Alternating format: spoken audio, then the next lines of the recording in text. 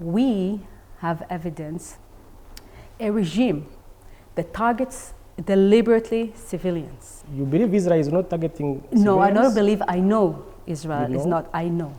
My problem is that the world wants to ignore something that is very evident. Look at the current operations that Israel is carrying out in Lebanon. Do you believe first of all, the operation again is aimed at after Hezbollah attacked Israel. We cannot sit and say, okay, fine, continue. You have to take down the missiles. You have to take the expectation. The problem is with expectations. At least you talk that Israel is fighting for an existential war. What about the Americans? They are those who claim that you hide the impact of the war. It's amazing that they want to see more dead people. Do you have any position on the conflict in Eastern Congo? Because there have been reports that the Israelis are training Congolese soldiers, government soldiers. Again, I mean, I have seen the reports. We have held our peace agreements with all our neighbors. We have not... But not with the Palestinians. Because Authority. we don't have a peace accord with the Palestinians.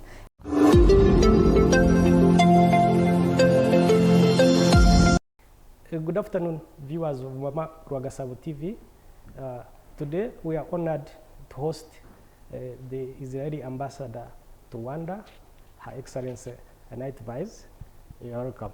My name is Gonzaga Muganwa, and today we'll be discussing the ongoing war between Israel and the US on one side and Iran.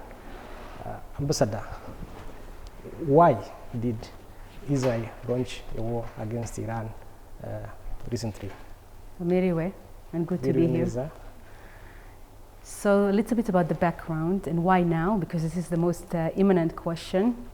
And just to take you back to June this year, 2025, there was a big round of operation between Iran and Israel, which after we believed that the Iranian regime will stop or be a little bit more deterred into continuing manufacturing more ballistic heads. But what we realized is that since June to the beginning of the war, Iran was constantly creating more and more and more ballistic missiles with 500 kilograms and up of warhead, and into the pace of up to 300 ballistic missiles per day. And we really realized that was one thing, that while negotiating, they're continuing manufacturing in a faster pace than before. The second thing, of course, is the distance. The third thing was that they were not shy saying that the destination is Israel. They said it out loud. We also realized that while we were talking, they're building very deep shelters underground to hide all the missiles, which will be impossible for us to do anything about it. So when it comes to the Middle East, Israel has all the time to work against the clock. And the last reason, which the world seemed to ignore a little bit, was that in the last months, there was a huge riot in Iran against the regime by Iranian people that ended up in roughly 30,000 people that were killed. Realized that the people in Iran are also... those figures verified, the 30,000 dead? Look, it's of course, when it comes to Iran, it's very verified, but what we know in the knowledge we have from public reports is roughly 30,000 people. The beginning they said 15 and then 20 and then it's up to 30,000 people. But we know for sure we're talking about thousands of them that were killed by the Iranian regime. So the uproar by the people of Iran was very clear. So the combination of everything about the regime, about the fact that they were continuing constantly harboring more and more missiles, continuing saying up and loud that they want to attack Israel, was something that we could not sit down and wait for them to attack. You didn't talk about the nuclear issue, but wasn't the missiles part of the negotiations that are ongoing? No. So it's a very good question. I think the world is very much focused on Iranian nuclear capability, because of course it's something no one wants to get a nuclear warhead, and no one wants a regime that is unhinged to have a nuclear. But for Israel, for a very, very long time, even since 2010, when I was negotiating with Iran on the JCPOA, we kept saying that you cannot omit the ballistic missiles part.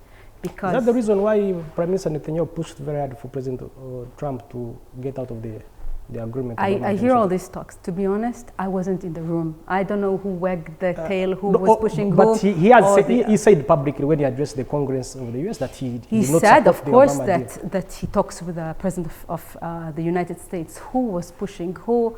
I think it's a gossip, you know. I'm not even going to, I don't even care.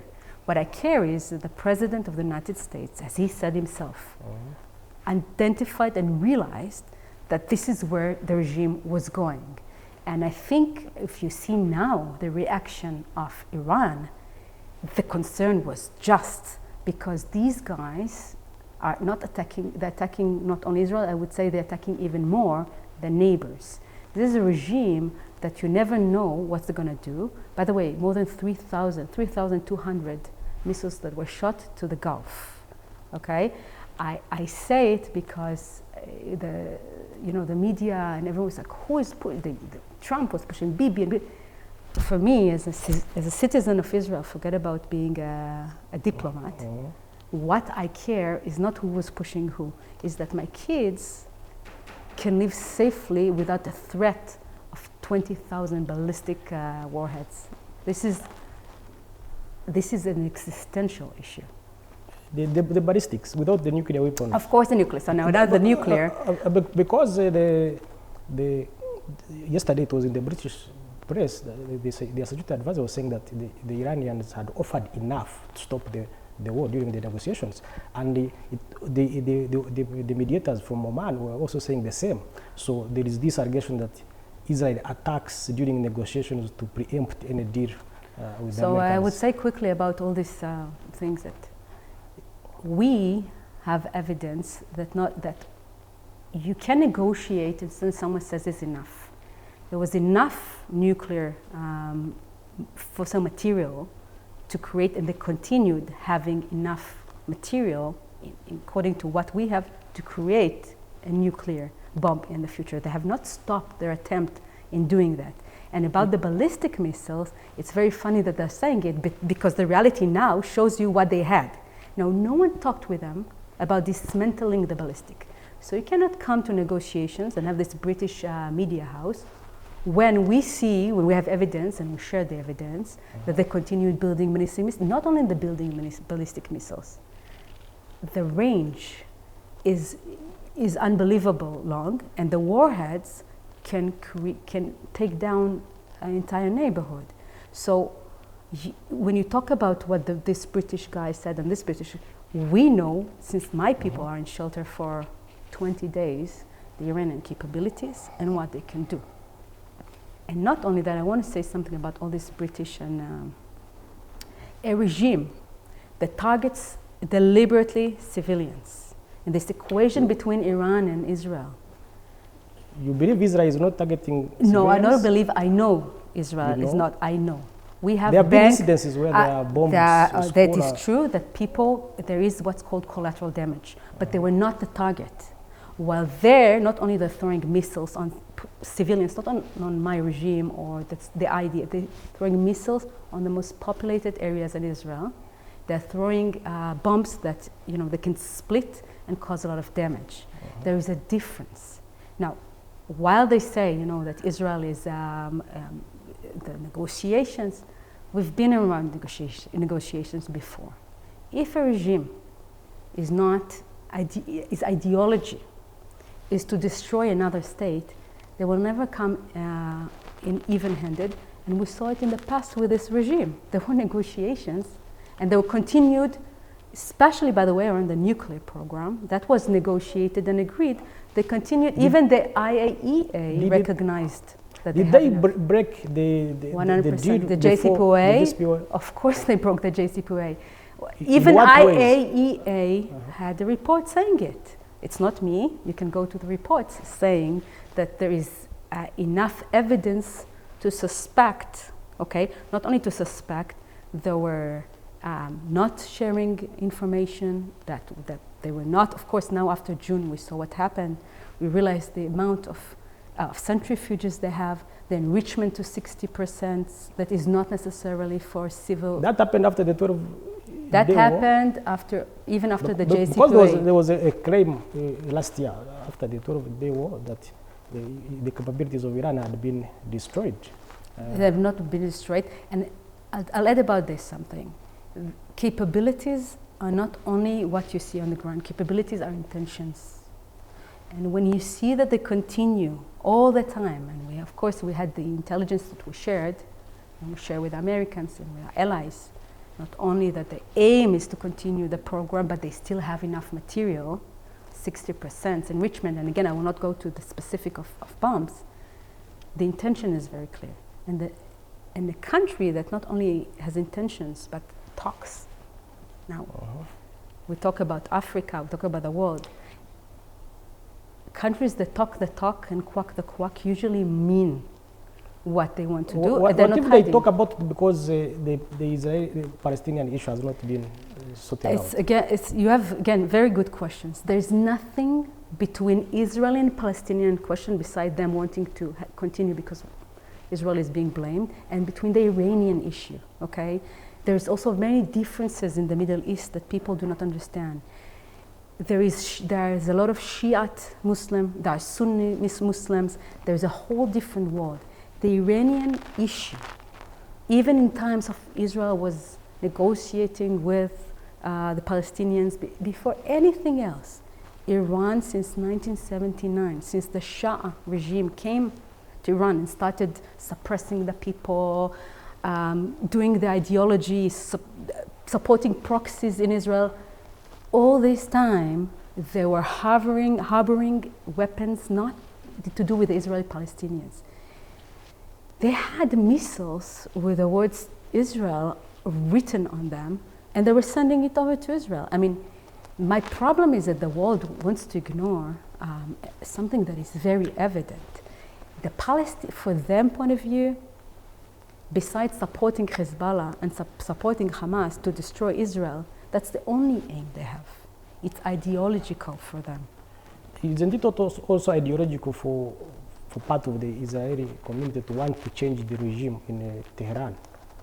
Because they have been saying it for very what many is years. the idea of it's not ideology. We need to differentiate between ideology that is radical in Islam and says Jews need to be wiped out, and between Israel that's saying the Iranian are friends, and if you see around the world the friendship and the people that were running from Iran celebrating with Israelis, Iranian are friends. We say it under every tree, but the regime who wants to eliminate and say it is not our friend, and they do not want to candidly negotiate.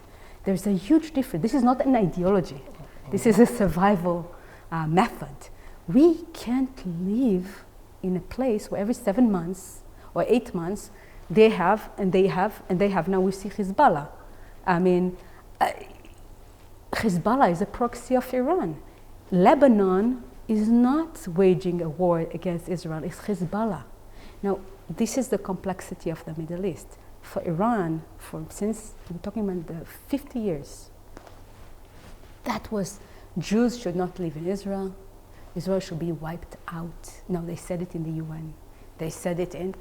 My claim is that the country that says out another country should be eliminated and everyone should be dead is not a legitimate partner, especially in negotiation, but also to be a member of the UN. You said the goal includes eliminating the missile capabilities. How far? Because even today they are still firing those missiles. Is the goal being achieved? It's a very, very good question. Again, how much can we do? How far can we go? What does it mean? That's where the Prime Minister of Israel said, we are not, you talk about ideology against the regime. We are not the one who can change a regime. The people of Iran can change the regime. We can create conditions for the people of Iran to create what we try. But eventually this regime, what we try to do is to weaken it enough that at least we eliminate the immediate threat or try to eliminate it altogether. How much can you affect 100%? I'm not the IDF, I'm not the Air Force. I can assess that there is no 100%. What if the regime survives? How do you expect to live with it? It's a philosophical question. No, seriously, because I don't know what will happen in a day. Seriously, the world is so crazy. I don't know what will happen in a week. I don't know if the regime, we can only hope. We really hope it will change to something pragmatic. If it changes, let's start with a positive. I'm a great believer that it will be a new era for the Middle East, also impacts. If you look right now, the peace accord between Israel and UAE and Bahrain, not only that they have held together, we've become mutual targets, so we got closer these days. If it doesn't change, I don't know. Actually, you have touched on the issue I wanted to raise, the Abraham Accords, which the UAE, I think, signed, and other countries. Bahrain, yes. Bahrain, yeah. Do you think this war will impact them, or they will positive or negative? I think only positive, and I'm not saying just because I'm a diplomat. I think first let's go back to October 7. That was the real test, because the whole world was, even though we went through what we went through, there was a lot of pressure, but the peace accords held. Not only that they held, UAE has become the biggest destinations for Israeli trade has grown. We have more than 10 flights per day in a normal time to the UAE. People from the Emirates come. Why? Because we realized two things. We have the same progress mindset, but also we have mutual enemy mainly, and we need to protect ourselves. I think this war, when Iran is shooting they're like frantically on all the neighbors. They say they are targeting the US bases which are in those countries. But we have videos that they target the Israeli embassy in Bahrain, the whole building, that are targeting the UAE. I mean, we were not there. That they're targeting the airports, that they're targeting now. Airport is not even close. There's a difference between collateral damage that in a certain area and between targeting. No, this is not me saying. I'm not talking, I'm not the spokesperson of the UAE, and not Bahrain, and not Saudi Arabia. They're saying that it's not only them, Azerbaijan, Turkey, Cyprus, they're all saying that this is irrational behavior. Talking about Palestinians, there was a Palestinian woman who died in UAE because even Palestinians were issuing statement saying this is not accepted. So I think I can't talk for them, but the behavior in the Middle East actually brings countries together. The former Qatari Prime Minister suggested that the GCC countries, that's what the Gulf Cooperation countries, should create a military alliance in form of NATO, because they think he wrote a very big document saying that they were not protected by their supposed allies, the US and who has bases there. So if such an alliance could emerge, would it be a threat to Israel, or you would wait to see? Again, the time is, I'm optimistic, okay? By nature, I don't know why, but I think an alliance of countries, again, I don't know who will do, what will do, but generally, I think it is taking specifics out. I think this is the time for Middle East to come together, including all the problems. I'm not excluding any problems we have on the table, okay? But we need to be able to take out radical elements. That's the only way to create kind of trust between sides. But there are people who say that also in the current Israeli government, they are radicals, especially those who don't want any negotiated settlement with the Palestinians. Look, the country has, first of all, I don't say we're perfect. Let's start with that. But if they are obstructing peace. But I will tell you one thing. It doesn't matter which government we have. I believe that every government of Israel does, despite their, and this is the mandate from the people, will seek, if the conditions are right, will seek to have peaceful environment. I will tell you that under the same Prime Minister, that's when we signed the peace with UAE and with Bahrain. So it's not about the government, but it's about the conditions. Who who fought the Oslo Accords that had been signed by the Isaac Rabin. Look, I think again, we are a democracy. There are opinions. He can agree, he can disagree. There are people who thought that the accord was not protecting. To be honest, Intifada came just after it fell down. I think in a robust democracy, you have voices. On everything we'll do, you have opposition. That's okay.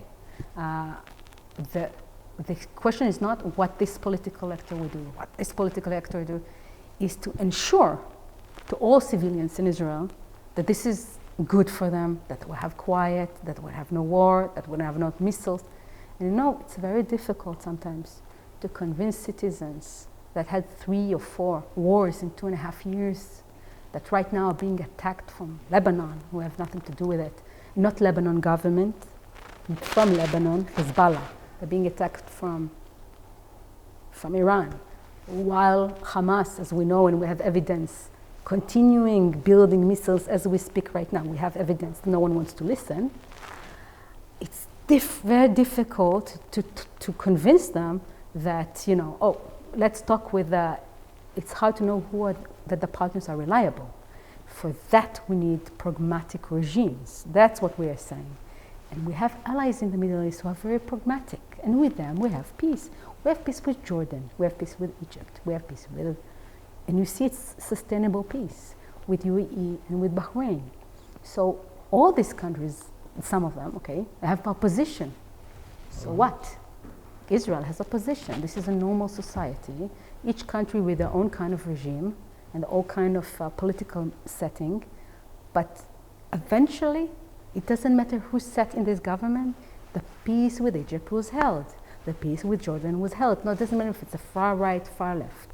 So that shows you that it's not about the government, it's about the content of the peace accord, and it's about the reliability of both sides, also Israel's, but also the other side. There is a claim that this war is part of a grand scheme of greater Israel, expanding the territory of to where? Israel. To Iran? To where do we want? I mean, it could be because Iran is the most powerful. My friend, Iran is 1,000 to... We can't expand to Iran. I wish I had... No, but there is a map and even the... There are many claims, but they are not realistic. Expanding where? Between Iran... that's my claim. That's my claim, that there are 1,200 kilometers. We can't expand to Iran.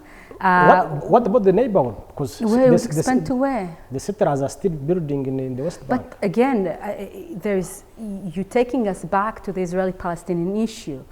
Iran has nothing to do with a very complicated dispute between the Palestinians because and Israel. Because it supports what they call the axis of resistance. Probably if you eliminate Iran, then what? Then you can deal with Hezbollah and Hamas and then expand within the region. Hezbollah and Hamas are terror organizations. Of course we want to deal with them.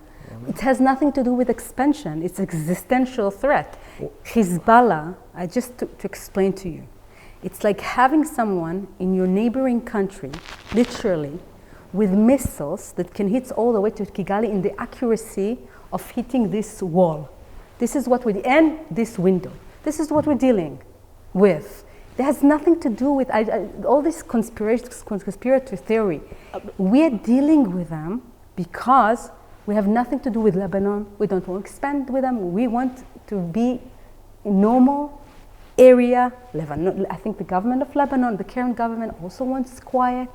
We did not provoke Hezbollah to attack us. By the way, talking about Israel expanding. They shoot missiles at us. They started 7 days ago. Who told them to do it? Iran. So who says that Lebanon should have a terror organization inside recognized by US and Europe? But Hezbollah was created because Israel invaded. No, Hezbollah was not created. Hezbollah was created many years ago. We did not invaded. We have nothing to do with Lebanon. We don't have nothing. We have now. Before Hezbollah. Hezbollah was created years after as a proxy of Iran, funded by Iran, 100% funded by Iran, to cause a perpetual threat on Israel. There's nothing behind it. Israel does not possess any Lebanese land. We have a border, it's marked. Nothing to do with Lebanon. We do not want to expand to Lebanon. We never expand, by the way, even in the last round of We never said, once it's over, we're out. We have nothing to do with it. We don't want to expand to Lebanon.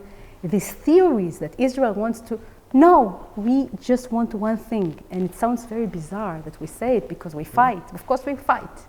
We can't, the expectation that we sit down, it's fine. If Israel are massacred on October 7th, they should not retaliate.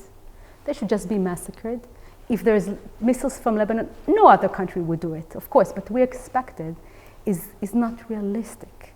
Now, if tomorrow, and you can quote me if you want, Hezbollah will say enough, or Iran said we don't respond, not only I believe that it will be quiet for years with Lebanon, I believe it will open a door for much greater relations. Hezbollah is a wedge. It's a terror organization that bothers the Lebanese government. Listen to what the president of Lebanon, not me. It's annoying them. They want to build the country, not to have missiles. Now, but they're deeply entrenched within the Shia community in Lebanon. So look at the current operations that Israel is carrying out in Lebanon. Do you believe first of all, the operation again is aimed at after Hezbollah attacked Israel. We cannot sit and say, okay, fine, continue. You have to take down the missiles. You have to take the expectation. The problem is with expectations. So the expectations from Israel are not like any other country. Every other country can have self-protection. Israel cannot. We did not ask Hezbollah to attack us. They still, by the way, every day, my people in the north are being attacked, civilians. We do not attack civilians. You can go, take a look. Even the apartment buildings of the leaders. And of course, we always give evacuation notices to citizens. I saw one today, yes. We always, because we never aim. Even if we put our own soldiers at risk, we had 2 casualties. We always give, we will not shoot if we assess that we took our own calculus that there are too many people.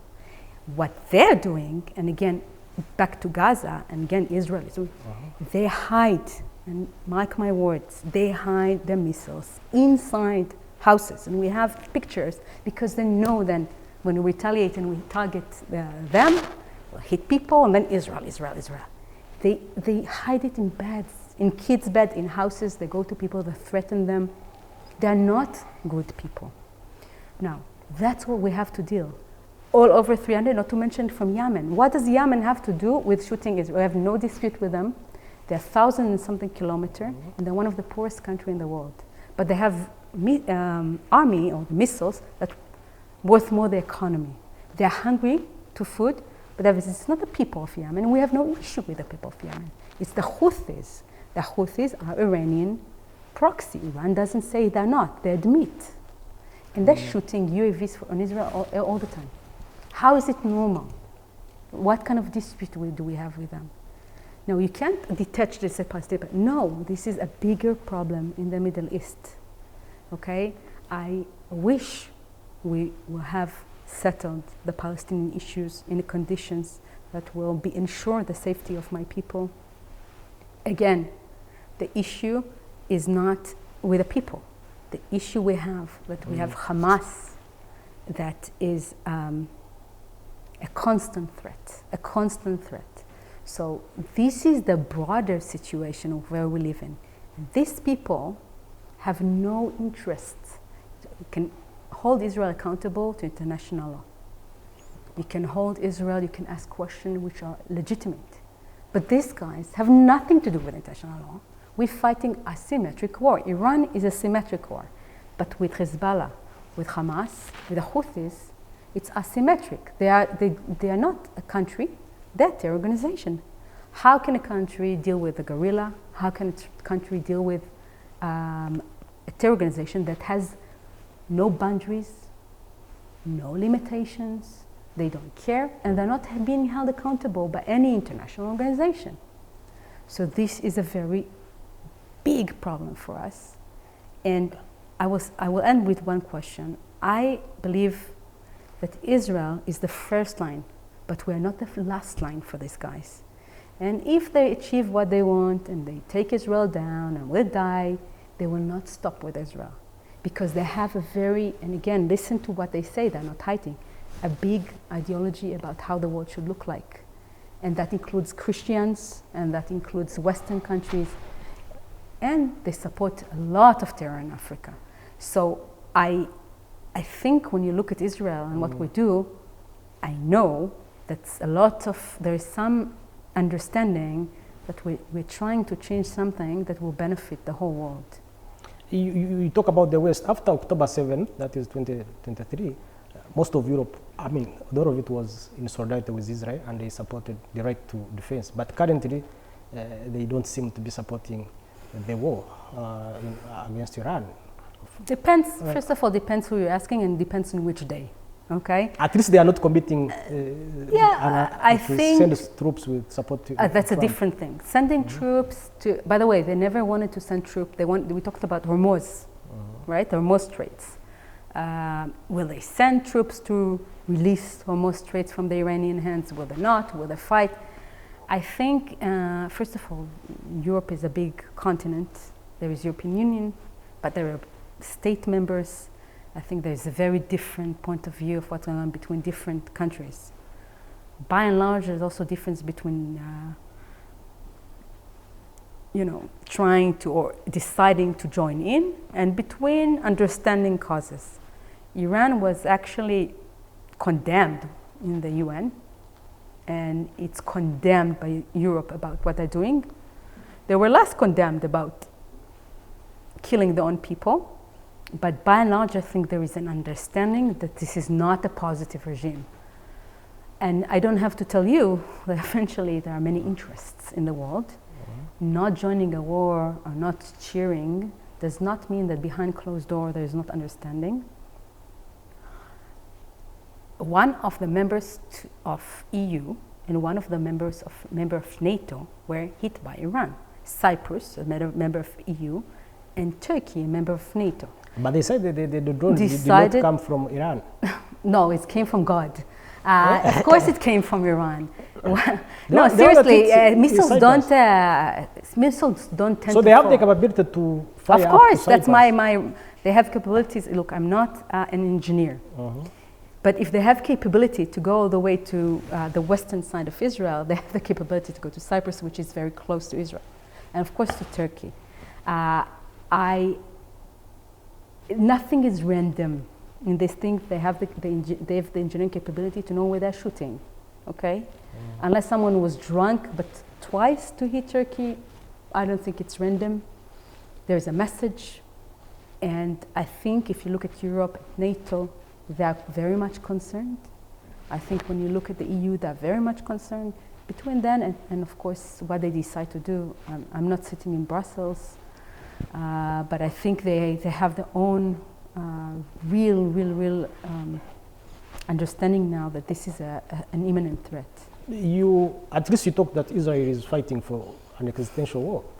What about the Americans? There is immense pressure on President Trump from a section of the Americans, not all, to stop the war. And given it was very important that Israel goes in the war with the US, do you think you have the same goals? Because Iran was not an existential threat to the US. I would say it like that. First, there is a debate in the US. There's no doubt. I think that's why I love this country. They have debates about everything. Also in Israel, you have more opinions than people in the room. It's natural. I don't think that having one, never they had, neither in any of the war they had, there was a consensus they have many ideas. That's legitimate. US understands at the bottom line, if we have goals of existential threat and they don't have, but they do understand that Iran was chanting for 50 years, Israel is the small devil and the US is the big devil, will come after you. I'm not inventing, you can go to the archive years after years after years. They understood, seeing what's happening in the last years, that the proxies don't stop, that the missiles activity does not stop, and the nuclear ambitions are not going to stop. I think the understanding is that for the US, as a country, a strong country, as a country that understands the world, the vast, I think, realization is that we need different Middle East. that we cannot continue with destabilized Middle East. And one of the goals, of course, is to create a pathway to make it a different future. Also for the US, and the US is concerned from terror, and the US is definitely concerned for money laundering, which Iran is doing all over the world, including in Africa, is very concerned from terror proliferation. It's very concerned from terror cells. By the way, they're not the only one. We know that Europe is very concerned, even if they're not go again, because they have real threats from terror organizations on their soil. So even if they don't have immediate existential threat, when the US looks at the world and they sees Iran's gold and what they're doing and harboring what they're doing, and for years not adhering to anything, I think there was a big concern, and they also saw the opportunity to make a difference. You know, it's not my position to give an opinion about other countries. What I can say, and I said it before, and I really believe in it, that every country, doesn't matter which country, not you, your neighbors, me, our neighbor, every country has the right for self-defense. The hard truth for the world is to understand that when you make peace with Israel, you have to stop saying, come with extra demands and continue proliferating this never-ending issue. Because once you have peace and you have whatever entity, of course with conditions, no weapons or no, you have to govern, you have to stop corruption, and you have to stop supporting terror. And you know what? It's too difficult for them. Even, let's say, the friends in the prison. They attacked civilians. They did not attack army. There is no justification in the world to rape women, hang them on trees, behead people, burn their houses. I'm sorry, nothing can justify it. The fact that it even sounds reasonable to you in any way. No, it's not reasonable, I'm just giving the position. Nothing is reasonable on October 7.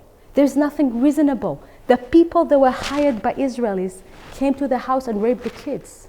Do you understand what happened on October 7? Do you think the ceasefire will continue to hold that Trump negotiated for Gaza? And it's up to Hamas.